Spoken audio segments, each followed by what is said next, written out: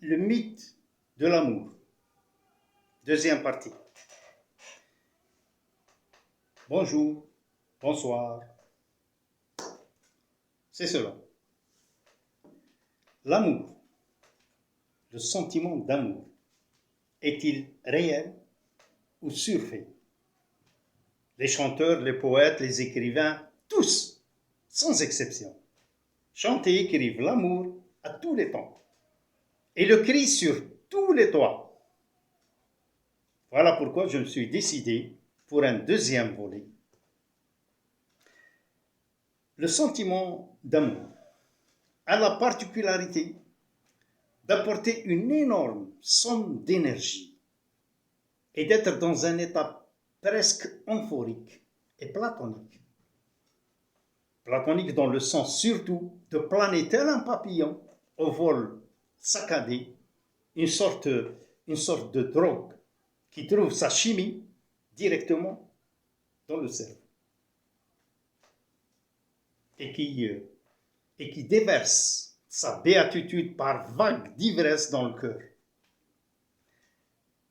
Le sentiment d'amour est l'un des sentiments les plus forts que l'être humain puisse ressentir, encore plus puissant que le sentiment de haine.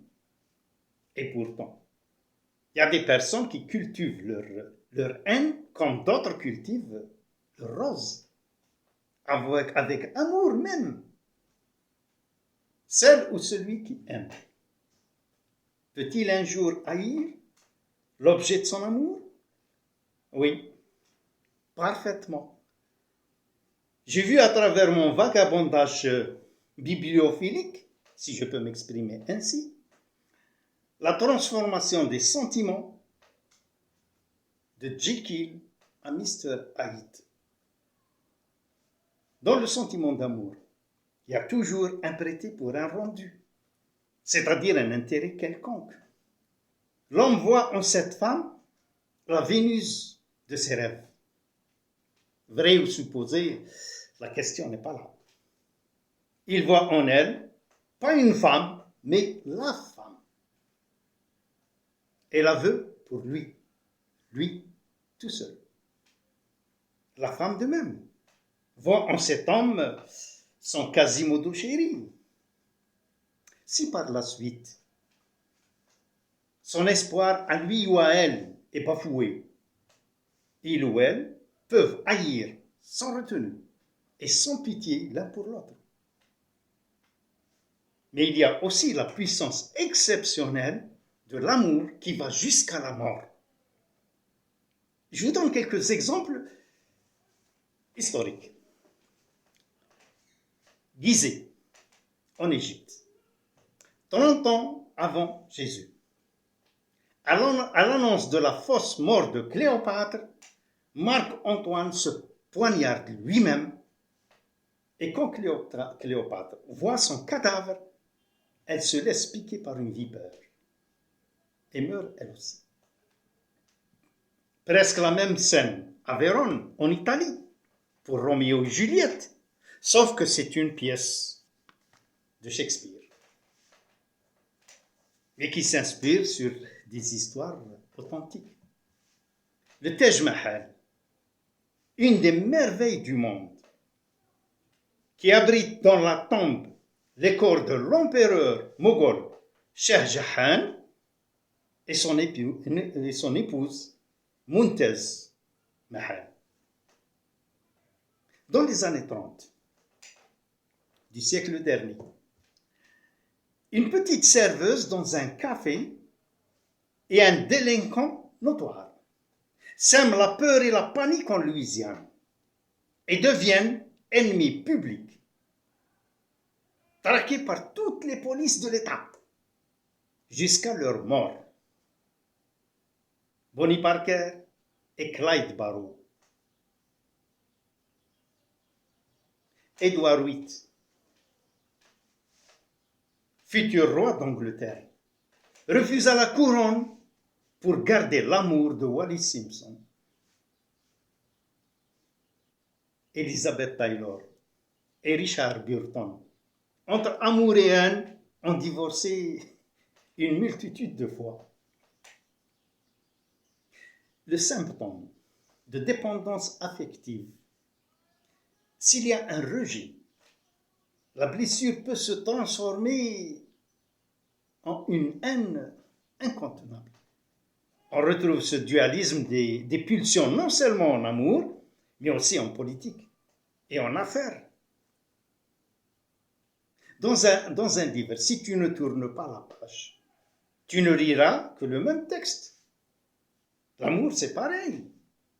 Dans un couple, quand l'habitude petit à petit commence à remplacer l'amour, l'avenir des sentiments a déjà du plomb dans l'aile. Et le chemin vers la séparation est jonché de silences mal contenus, de regards, de reproches mal dissimulés et de projets secrets mal cachés. Ce désintéressement l'un pour l'autre mène fatalement à la rupture bête et brutale. Le mépris de l'autre est le plus grand signe de cette haine couvante et latente. Parfois à cause d'une seule et unique personne que l'on a trop aimée, on est dégoûté de l'amour et on ne ressent plus l'envie d'aimer qui que ce soit. Hélas, en amour, le temps où l'on réfléchit avant de s'engager n'arrive bien souvent que trop tard. Et la femme dans cette société, qui est la nôtre, est pénalisée beaucoup plus que l'homme. Alors elle n'a pas intérêt à se tromper. Et pourtant, ce n'est qu'une personne comme l'homme. Mais la société étant ce qu'elle est, pardonne plus facilement à l'homme qu'à la femme. Moi, je suis fier de mon cœur. C'est une véritable deux chevaux, increvable. Il a été piétiné toute sa vie. Et il marche encore. Certains jours, il court même. Qui dit mieux? Voilà.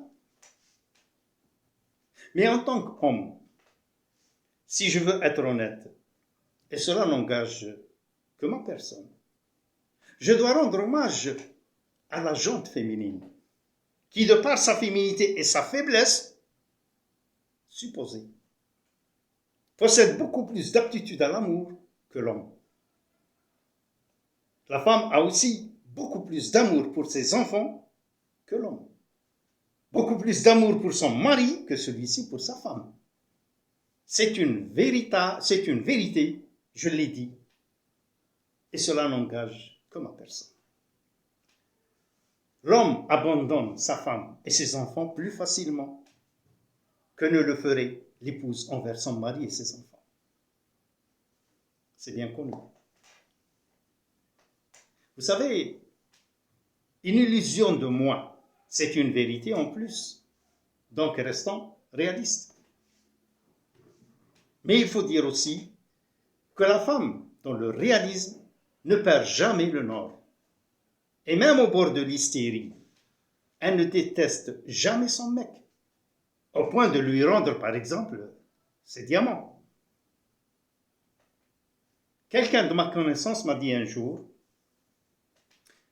je savais parfaitement que je fonçais droit au mur. Mais comme un kamikaze, j'avais envie de voir les dégâts pour tester mes limites. Tout comme ce mec qui un jour a sauté dans un buisson épineux, juste pour savoir.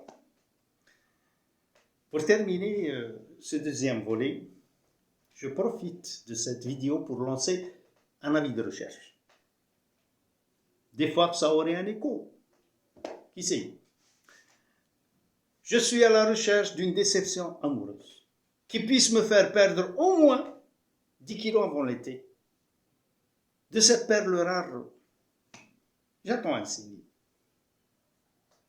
Un petit like, un grand partage, et du mythe vous serez une réalité.